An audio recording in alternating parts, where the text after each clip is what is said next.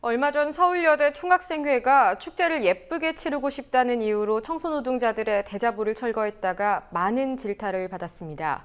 그런데 전화위복이라고 해야 할까요? 이 일을 계기로 학내 청소노동자 노동환경 개선에 대학생들이 직접 나섰습니다.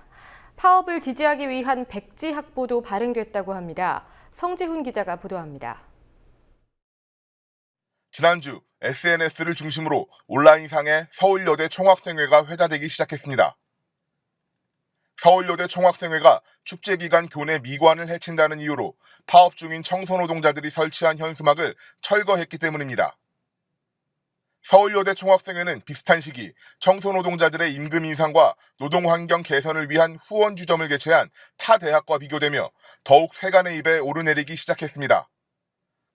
지난 21일에는 서울여대를 졸업한 143명의 졸업생들도 총학생회가 무심하고 안일했다며 총학생회를 규탄하는 성명을 발표했습니다.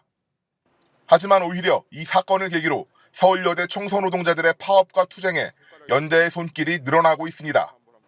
서울여대 학생사회에서도 일부 자성의 목소리가 나오고 지역의 시민사회에서도 서울여대 청소노동자들의 파업을 지지하고 나섰습니다.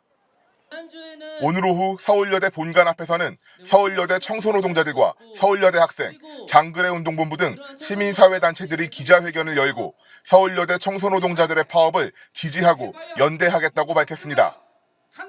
어떤 일이 있었는지 대충은 알고 있었지만 행동하고 있진 않았거든요. 대부분의 학생들이 다 그렇고 저도 역시 그랬는데 사건 이후에 이제 정말 가만히 있을 수 없다고 생각을 해서 이렇게 저뿐만 아니고 많은 학생들이 그리고 노동자 어머님들과 같이 이렇게 연대를 하자는 게 움직임이 이제 일어나고 있는데 저번 주부터 이제 학생들이 모였거든요. 그래서 모여서 어제부터 그 회의를 하고 오늘 그 1인 시위를 했어요. 피켓을 들고 시위를 하고 서울여대 학보사의 백지 발행도 서울여대 학생사회에서 자성의 목소리가 나오고 있음을 보여줍니다. 서울여대 학보는 서울여대 청소노동자들의 파업을 지지한 졸업생들의 성명서를 일면에 실으려다 주관 교수에게 불어대자 오늘 학보 일면을 백지로 발행했습니다.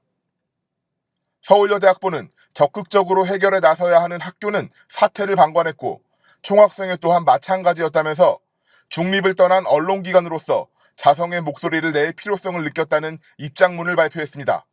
뭔가 우리 스스로 반성하는 모습을 비춰주고 그거를 나서서 해야 할 기관이 언론기관이라고 생각을 했어요. 그래서 무엇보다 보도도 통해서 얘기도 하고 사설을 통해서도 얘기할 수 있지만 그 성명서가 저희가 또 동의하는 부분이고 그래서 그 성명서를 통해서 좀 더 강조할 수 있다고 생각을 해서 결정을 하게 됐습니다.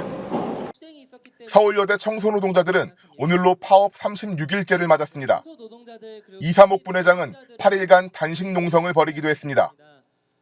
학교 당국이 본관을 점거하고 있는 노동자들에게 농성을 해제하면 대화를 시작하겠다고 했지만 농성 해제 후 이뤄진 대화에서도 학교 측은 기존의 입장을 고수했습니다.